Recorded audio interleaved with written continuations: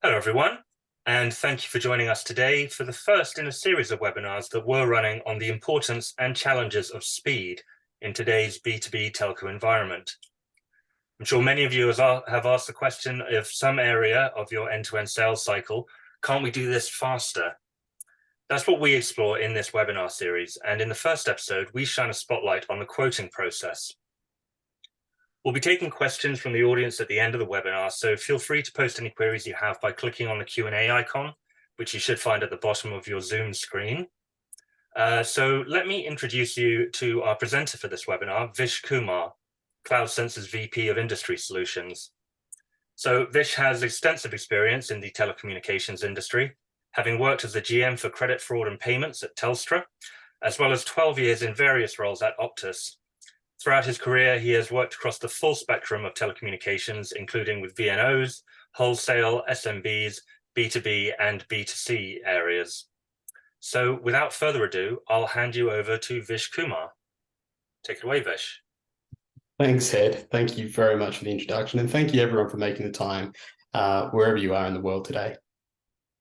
So as Ed mentioned, today we're going to talk about some of the key things that we see in the quoting space and just really focusing around what are the challenges that most of the carriers that I work with today are facing in the market. So especially around, how do they actually impact their customers they're working with?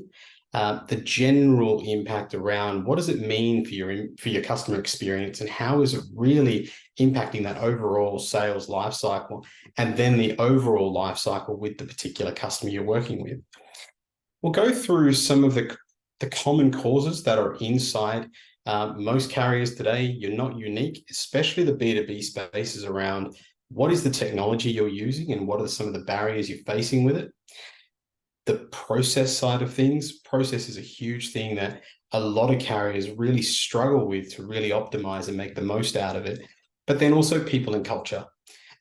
People and culture make the bone of what we do, and making sure that everything we do is really, really successful, especially for your customers, but then also for your business.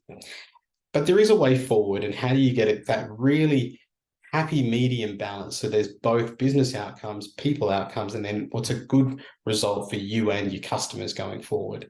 And we'll touch on some things around process and people, but then also how do we use technology as a tool as opposed to the savior for everything we talk about and everything we work with today. So let's look at our customers. They're the heart of everything we do. Many carriers I work with today really don't appreciate that quoting process. They really don't understand what impact that does have to the overall experience that you'd be providing your customers. Funny enough, it is actually one of the most important times when the customer is actually evaluating how they're going to be with you going forward. Because as we know, time, it kills almost every deal. But we've also got to make sure this overall quoting period and this quoting process is really simple and our customers can understand what we're going through. It's a really important phase in terms of understanding your customer, understanding, have you listened through that whole process of understanding what their challenges are? What are their real drivers in terms of their business and the outcomes they want to get to? But then also, have you articulated a solution that solves their business needs for today, but then also their business needs for tomorrow and going forward, all while trying to keep that within a budget they've talked to you about or may not have, but knowing full well that they're also evaluating other carriers. They're also looking at you in terms of, can I trust you going forward? So when something does go wrong, how quickly are you going to come back to me? How quickly are you going to respond? And are you really going to treat me as a priority going forward? So when we look at most of the carriers and we look at what are some of their challenges that they're faced with, it's very different to what it used to be 3, 4, 5 years ago. Time, we know time kills everything. And going back to the customer with half a proposal and not a full one, or even going back to them with I'll call it an excuse or a notion to say, we're still working on something, but this is where we're at. The challenge for them is they're expecting, and they're living in a digital age. We all are. They're expecting something to come back within a matter of minutes, hours, even days at the most. When we take weeks or months, then we know there's a problem. Now, there's obviously a bit of give and take when it comes down to the complexity and the size of the deals we're working through. But generally, for the ones where they're really asking for a quote with a couple of sites or even a couple of hundred mobiles, they're expecting these to come back pretty quickly because some of your competitors are doing the same thing quite easily. Smaller competitors now really take a play in the market, especially when we start dealing with the SD-WAN security space, where they can really offer a tailored solution without any issues.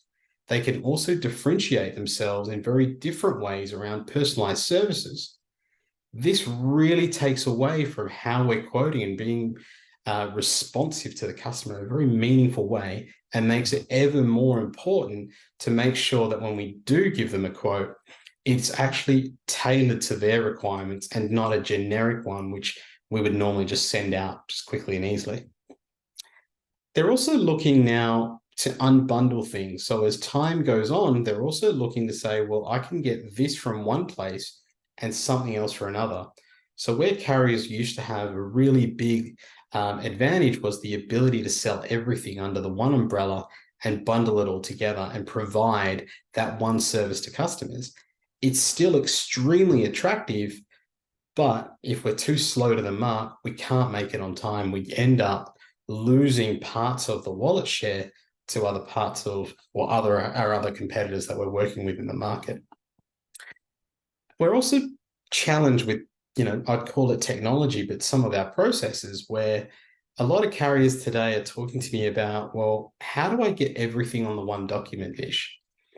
We have a process today where one department does one bit and we have another department that does another. And then we try and pull that together, but we end up with maybe 4 different proposals, but they're 4 different business units, so it's okay. But we understand that customers are challenged with that because they don't know what is that final monthly price or what is my ongoing cost or total cost that I've got to pay for this. It's also a challenge when it comes down to the sales rep having to then pull that together in a separate PowerPoint document to then present that to the customer. It becomes very, very unprofessional, but then also very disjointed around where the company brand is and how it's being used in the market.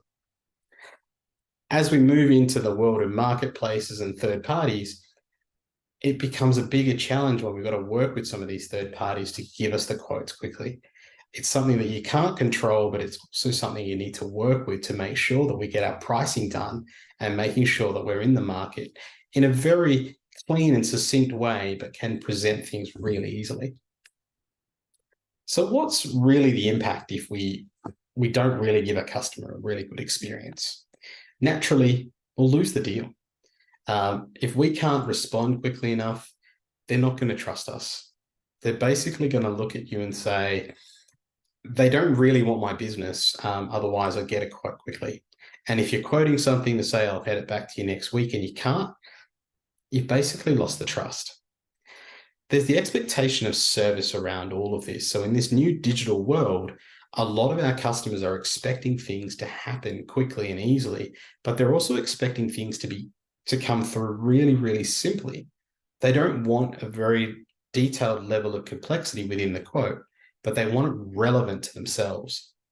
They're using this as a benchmark of how you're going to service them.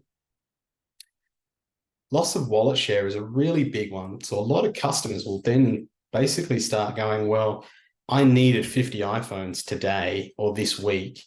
It turns out you can't get it to me, so I've gone somewhere else. But we are still looking for that data solution, the cloud solution, and those security things. Can you give me a proposal on those now, but not the mobiles because we've gone somewhere else that could do it quicker? People move, and it's a really big thing. So once you've worked with one company, they may move to another.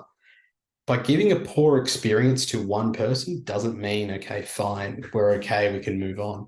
There does become a perception in that market should that person move to the next company. If they appear there and you're working with them again, they already have a perception that they've cast across everyone.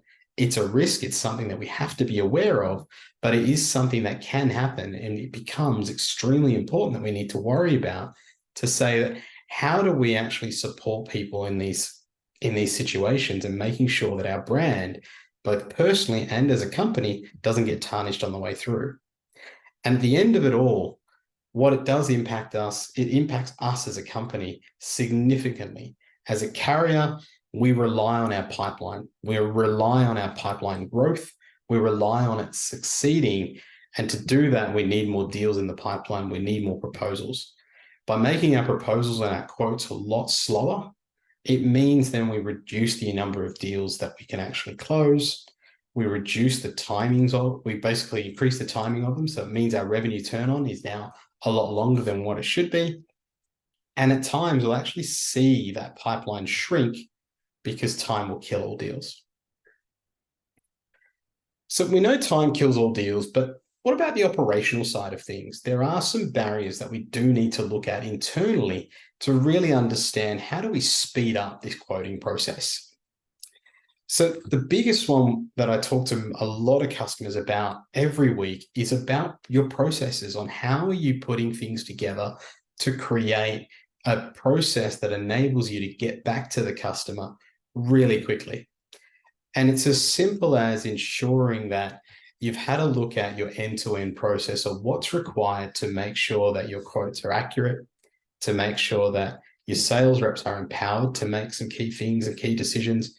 But then what does your approval process look like? And also, what does your general quoting process end-to-end look like?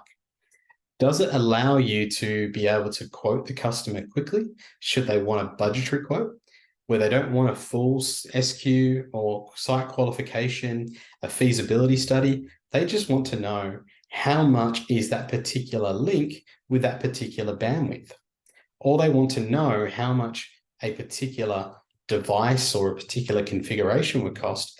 Do you have that ability to provide the customer a quote? Now, some of the processes a lot of salespeople will work around.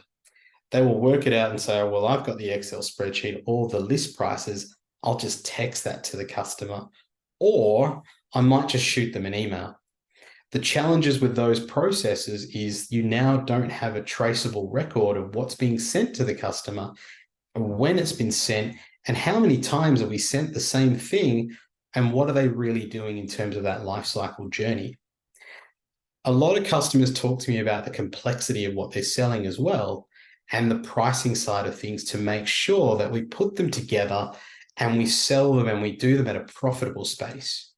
There are different ways of doing that within the process, but also ensuring that only the key things go to your different departments. So whether it needs to be commercially reviewed or technically reviewed, there are certain ways we can look at optimizing those processes and reducing the time within those engine rooms, which are doing some great work and important work. But how do we make that really, really focused on only the key ones, not everything? Technology is one of the biggest topics that I'm naturally involved in. How do we get away from using Excel is probably the number one question I get asked. But the other is also, I have so many different systems that my sales reps have to work with before they can even get to a point where they can generate a quote. Technology is always going to be a challenge depending on where you are and how you're working with things. What we need to look at is how do we convert it into a tool and making sure that we understand what we can use it for. There are levels of manual things that we have to look at. So emails become key, making sure that we look at how do we incorporate the technology within our processes. But the barriers around the technology are the simple things of what touch points do they fit in within that process. How do we allow the technology to do what the technology needs to do? But then also ensuring that we understand how do we really optimize the technology for what we want to do today and where we need to get to tomorrow. The other key thing to look at is also the people and culture. Salespeople and most people like doing what they're already doing. They're used to it. They've been doing it for such a long time. But one of the key things I hear back working with salespeople directly and also any other operational people is I really don't like the fact that I have to double handle this data. I don't want to have to key it into the Excel spreadsheet and then rekey it into my CRM and then into another PowerPoint to then push that out to a customer. I also don't like the fact that I've got to get all these people to approve them in different templates where I've just keyed in the same amount of data. So the frustration in the people side becomes really, really big, and we start seeing corners being cut. We start seeing the reuse of certain templates. We start seeing a level of transparency around the salespeople, but not so much within the other departments around what trends are happening and what's not happening. The other around the transparency side of things is in the people and culture side is people don't like sharing or providing complete details of where they're up to in the whole fear of failing or being late or being wrong.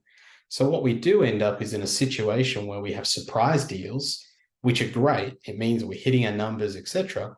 But they do have downstream impacts in terms of how are you forecasting for some key parts of your operational business? Do we really have enough resources to deliver over a Christmas period? How do we work through some key things with different people in terms of resources around, do we have enough inventory and stock? All of those things can become challenges if we don't have clear transparency and visibility within the technology, the processes, and also ensuring our people feel comfortable about using those things. So there does have to be a better way. Forecasts are hard. We know that. And they are, we work in a very dynamic and a very challenging market right now. A lot of companies and a lot of people are asking for a level of visibility. It's not just around the sales pipeline and making sure I can see what's coming and what's not, but it's also knowing how do I plan for my business end to end? How do I plan for the stock? How do I plan for what I need to do over the next 6 months and in terms of what I need to focus on? It's also understanding what's working in the market and what's not. So people and culture are very, very key to your success. So ensuring that your people are signing up to that customer experience side of things. The quoting side of things becomes extremely important because it's the first time the customer gets to see you for who you are and what you're doing. They also get to see you in terms of how do you really rally around them to make sure that you're providing them the best solution for them day one, but also in a timely manner and in a manner that's actually suitable to their business. As I said before, we're working in a very different environment where now everything is a here and now, and it has to be digital. We also need to know that our salespeople that we're working with and the customers that are buying from are empowered to make certain decisions and certain changes quickly. So one of the biggest challenges that we do see in the people and culture side is around the empowerment space.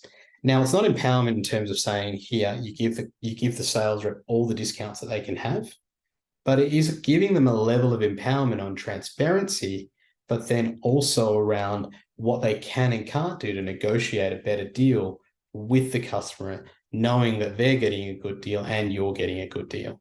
As a sales rep, their number one challenge is they don't want to have to keep coming back to the commercial team or to the technical team around the solution. We do know customers will make changes. We do also know that there's different things that they want to do. What we don't want is for them to continually having to come back into the business and follow that process of a request goes in, we then have to wait a 3-day service level agreement for the commercial team to come back with a response. We need a level of saying, well, these are the things that you can actually approve, and these are the things where you need to come back to the commercial team. And part of that empowerment also enables the sales rep or whoever's working with the customer to have a level of comfort and give the customer a level of comfort and saying, this is where we're at. These are the timelines I need before I can get you something to be competitive or to make sure that we win your business. There's no deal is ever the same. There's no deal that's cut in the same way. And there's no solution that's exactly the same.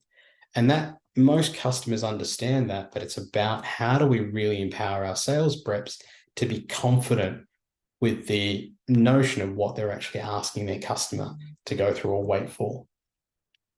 The other is also around your common goals across your business. So ensuring that all the people involved in that quoting process are signing up to the same thing.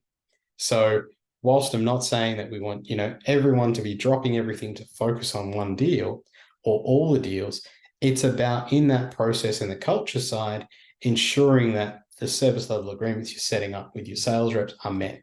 You're focusing on what is a good win-win situation and providing a level of transparency for it. So the common goals do go both ways. It's not about just dropping your price so you're not profitable. It's about making sure that your team understands that for us to do this deal, you will need to take up X, Y, and Z so we can offset the costs. For that solution to work, we need to make sure that 80% of our of those solutions are actually on net as opposed to using third-party carriers or third-party suppliers. That level of transparency and culture sets up a set of goals that you guys can work through to make sure that all sides of the fence are actually pulling together to give the customer the best experience, but then also the best solution that's suitable for them. Technology. Now, technology is a really, really big one. I often get asked, well, Vish, CloudSense has a CPQ. You should be able to solve our quoting side of things really quickly and easily. It shouldn't be that hard to make sure that we get this right and we can do this properly. You're right. CloudSense does have a CPQ and it does work really well. But the technology is a tool. The technology works really, really well when we have our processes set. So one of the key things that I do work with a lot of customers on is around that process side of things, about simplification of those processes, but using the technology as the real vehicle to automate, using it as a vehicle to take on all those heavy lifting tasks that we really know will take up a lot of time, but also simplify the process end to end. So in that quoting process, we'll look at a level of automation around some of those really big manual tasks that you could be going through. So they could be as simple as service qualifications, depending on the type of carrier you are, and also depending on the type of technology you have in terms of interrogating your network about what is available and what's not. Because with that automation and with that particular part of that quoting process, that could take a sales rep or a solution consultant a week on their own to make sure there's 100 sites that have been verified to say they're on net or off net. Using technology to automate a lot of those, we now go from a week to now maybe a couple of hours where they're all batch loaded and the results are presented for the solution consultant or the sales rep to then start that configuration process in terms of what can go at each site. It all sounds very simple, but that automation is extremely important to making sure that that quote that goes to a customer is accurate, is on time, and also gives them a level of comfort of working with you. The other key areas around the automation pieces are around pricing, around automating those bundles that are available to the customer without the sales rep having to go through and click and configure things and looking at different spreadsheets to understand what offer is available when and where. It's important to know that when we look at those key automation things, that we look at the really big things and the common areas that we do see in the market that cost us, because they cost us at times when the customer's gone ahead with the deal and then we've realized we quoted the wrong thing and now we have to offset a load of credits to that customer, or even worse, have to use a set of billing rules or redo the bill every month because we need to re-rate them every month for something that we quoted wrong on. These are all operational barriers and all operational costs that we've run into that we really don't want to face because we haven't looked at the ways we can make these things accurate and automate as much as possible. When we look at the accuracy side of things, it's not just about pricing and about the location. It's about making sure the offers in market, even the customer name on the quote. It sounds really, really simple, but there's the amount of quotes I've looked at that have been manually done with spelling errors in the name, the wrong company details, or even the wrong contact name on the quote. That impression alone sets everything off, and the impression for the customer shows the level of professionalism that you take within your business and how you're actually running things going forward. And those little things make up some massive differences, especially in that quoting phase, to ensure that you're professional, on time, and you're actually differentiating yourselves with the customer. So we've covered a lot today. We've gone through, I guess, the terms of the key parts of the sales journey and how important the quoting component is for your customers. The customer experience in terms of how they're going to work with you and the impression is made is especially right at that quoting process. When you're going through that journey and ensuring that you're digesting what they've told you and you're being able to pull them a solution that's in their budget and be able to bring their whole dream to life over time is extremely important to them. And setting yourself up for success is most important by looking at your processes, your people, and then using the technology to make sure that you have those tools for your salespeople to give your customers the best experience possible. By doing this and ensuring you have all of this right allows you to ensure that your pipeline, your business, and your overall fulfillment has a level of visibility and reporting to allow you to plan correctly. The biggest challenges when we look at a lot of companies, especially when they look at their end-to-end, is the fact there's no clear line of sight from the pipeline right the way through to fulfillment, and understanding what are the key forecasts we need to look at all the way through that journey. So how many phones do I need to order? Where are we at with certain customers in their pipeline? And what are some of those levers that I really need to pull to either hit my number this quarter, but then also drive outcomes, especially in my delivery and our revenue turn on, to ensure that we're getting great NPS scores, great revenue numbers, but also ensuring our accuracy is great. So we're not putting pressure on our billing platforms and our service teams to do re-rating and sort out misquotes in the market. So at CloudSense, we've looked at this in a lot of detail. Over the last 10 years, we've worked with a lot of customers and we've worked with a lot of solutions.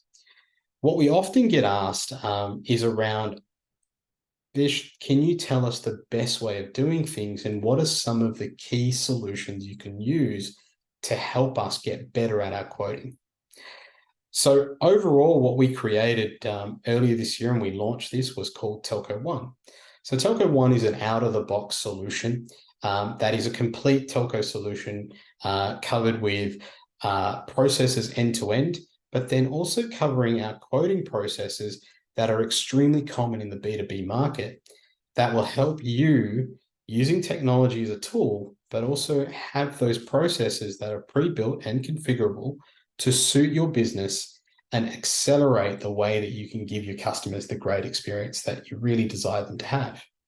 So in Telco One, we've built in 3 key areas that really help the accuracy and the automation that you want to give your customers in terms of quoting. So naturally, we have our true quoting and configuration engine, which many of you may see, but if you'd like to, we can organize a demo. But we've also got 3 other areas. So we have a concept called Quick Quote. Now, these quotes are extremely common that are usually done by the sales rep on the fly. The challenge with quick quotes today in most businesses when we talk to them is they have no traceability about when they were done or who did them or what was really sent to the customer or what was really asked. And that's because those quick quotes are either buried in text messages, they're buried in emails, or they've just been spoken about on the phone and no record's been kept in the CRM. So within CloudSense, what we've developed with Telco One is the ability to use the system to send out quick quotes, but without having to rekey all that data 3 times over. So right the way from your lead generation part in your process, as that customer or that prospect is still a lead, we can actually send them some quick quoting or budgetary quoting to give them guidance in terms of how much something may or may not cost. And that could be as simple as a link and an access and some devices. Giving the customer a gauge to say, well, working with this carrier, which is a premium carrier, you're going to be in this ballpark. your system and your CRM automatically have a record of that. The sales rep knows the date and time it was sent out. They know who it went to, and you can actually report on it, which is something you've never had before, as it's really, really important for your process. The other one is our really big challenges that we're seeing in the market when we look at really complex deals where we do need third parties, or we're working through large bill of materials which do come from our third party vendors. So being able to incorporate that into our overall quoting process means that now we're bringing everything together into that one quoting journey, which simply means that you don't need to have 5 or 6 different quotes going to the customer. You now have one quote which encapsulates all your connectivity products, but then also all of your hardware or CPE products in the one document. It also gives you the flexibility to work in with your internal processes and your internal teams to have full visibility of the deal that you're presenting to the customer. This means that your technical teams and your commercial teams can work on the same deal together simultaneously without having to make any issues with each other at all. One's looking at the commercials to make sure it's profitable and making sure that we can take it to market without any issues, and also present it to the customer, ensuring that this is the right deal for them based on the margins we have available. Whilst your solution consulting team is pulling that together and ensuring that the customer has the right cables, the right cards, and it's going to work with the particular network they're configuring for them. The other part is when we look at accuracy. So one of the key things that we look at, especially in the accuracy side, and it's a common one that I've faced even myself in my career in telco, is ensuring that I can actually deliver that technology at that site. And being able to ensure that I have the service qualification tools that are integrated. But then when I'm dealing with hundreds of sites, I'm also dealing with multiple addresses, and having them validated and making sure they're accurate is extremely important to any telco, especially when you're delivering fixed networks and data networks. So inside CloudSense, we've also built in an address management framework, which allows you to manage customers' addresses or sites and how and where you're going to be delivering key things for them. So whether that's just delivering mobiles, or we're actually looking at network infrastructure, the address management framework allows you to manage them quickly and easily. Now, inside that, we also support how integrations to your downstream systems to verify the data or the data networks that you support, and do some really in-depth service qualifications to ensure that the accuracy of what I can actually deliver at this particular customer site is actually achievable. Because we want to make sure that when we do quote the customer, we're talking to the customer about the solutions we can really offer them at that site with a level of confidence, knowing, okay, there are some things that are going to go wrong. We do know that, but we're 90% sure that we can give you this. The challenges we could face is we don't have enough fiber, etc. But those are the things the customer can understand, because all the other sites, you're pretty much right. We've only stumbled on maybe 1 or 2. If it's more than that, it's more than 50% of them we couldn't do anything with. And that's because we really didn't do our job properly, or we didn't have accurate data. And that's when we get credibility issues and we really run into a lot of problems. But if you want to know more about Telco One, please drop us a note. Please get in touch with your team at CloudSense and your local team, and they'll be able to help you with that. Thank you. Ed, back to you. All right. Well, thank you very much, Vish, for that great presentation. We have about 10 minutes to go. So let's get to some questions that have come through. So one here. What are your thoughts on using other mechanisms to send quotes, like SMS or other messaging services, for example? They're okay, depending on the business that you're in, and depending on, I guess, the type of telco you are and how you're working through things. Yes, you can use them. So we have had some where people would like to use other messaging services, especially for quick quote. So whether that's a chatbot or different types of business chat functions, yes, you can use them, but it comes down to what does your business really want to do and how do you want to represent your quotes going forward, and what are the types you want to look at with those. All right, thanks. Another one here. So my company struggles with quote versions. As the customer changes their mind or the solution changes, we need to update and send them a new one each time. Can you give some tips on how to manage this better? Yeah, so depending on, I guess, your technology you're using, so I would recommend that you use some sort of technology to manage your quotes so you can keep a history and a track of them. If you're using, still PowerPoint and those things, a filing mechanism or a central repository within a CRM would be my recommendation. But naturally, with CloudSense, we actually support that for you. So we will keep the history of all those quotes and when they've been used and when they've been sent to the customer and how they've been, if they've been converted into orders or not. So that level of history is kept within the platform. In terms of your business side of things, you do need to be considerate, especially if you're still in a manual phase, that the offers that you're putting out in the market, that you do keep some level of automation of how you actually end those offers and ensure those quotes that are in the market are ended as well and notifications are given to the customer.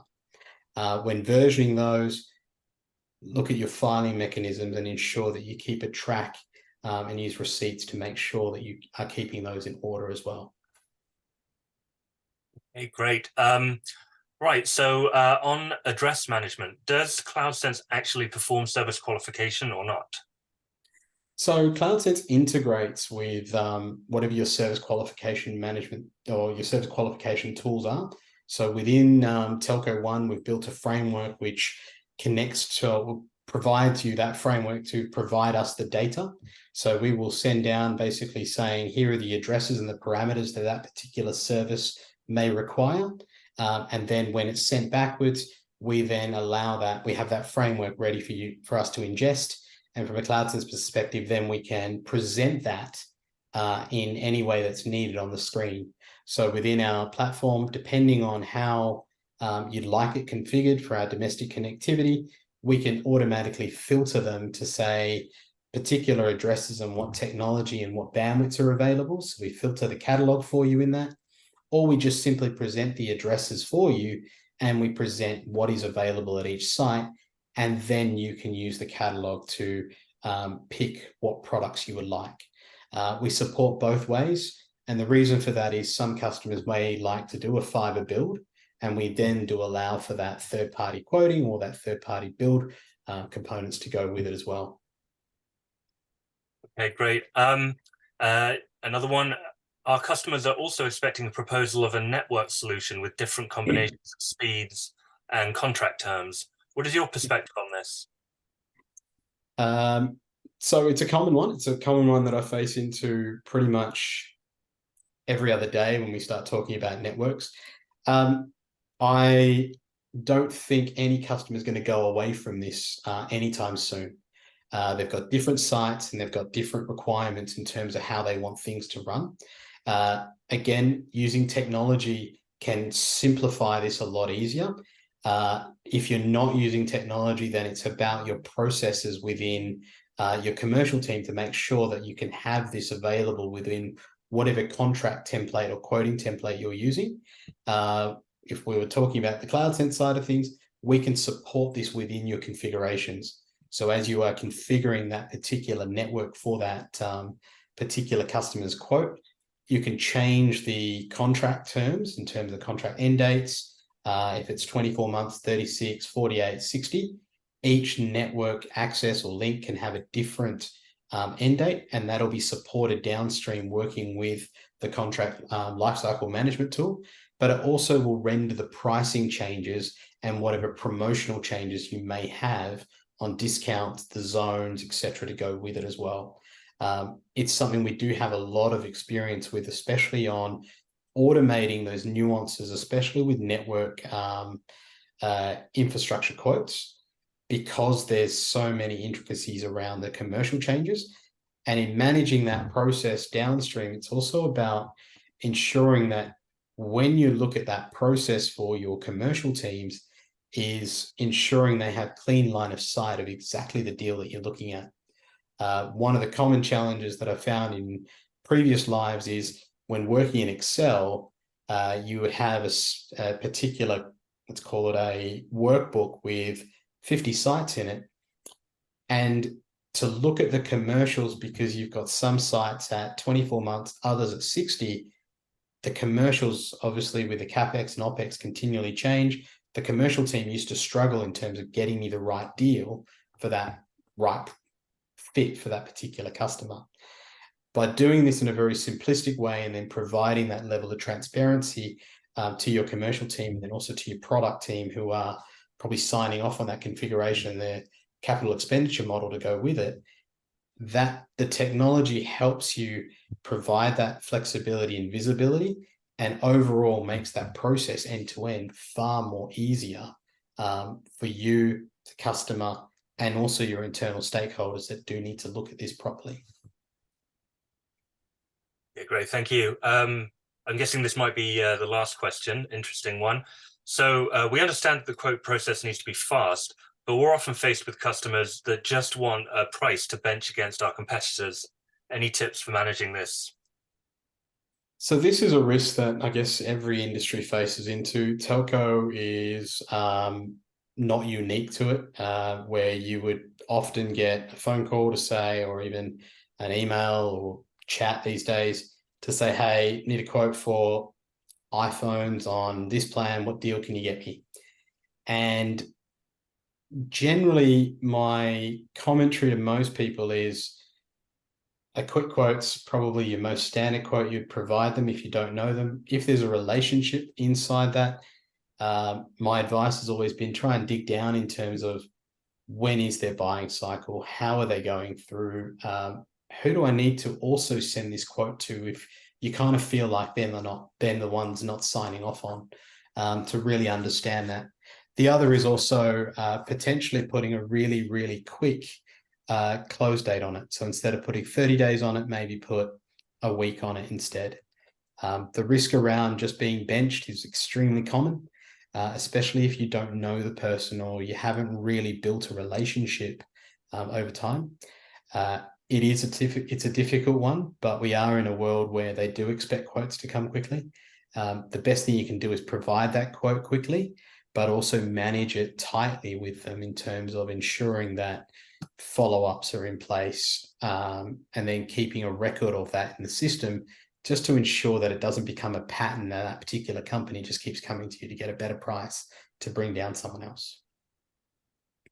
Okay, so we've come to the end of our time. So I want to thank all the attendees. I hope you found this interesting and useful. Of course, you can always contact us if you want to learn more at info@cloudsense.com. I also want to remind you that this is actually the first in a series. So we've done quoting this week. This time next week, we'll be looking into communication, and then the week after, delivery. So same time each week for the next couple of weeks. We hope to see you there. We'll also be sending out a quick survey to all of you, asking questions about other areas of the business that you might be hitting speed bumps. Be interesting to hear your perspectives on that. But otherwise, I want to thank everyone once again and wish you all a pleasant day. Thank you.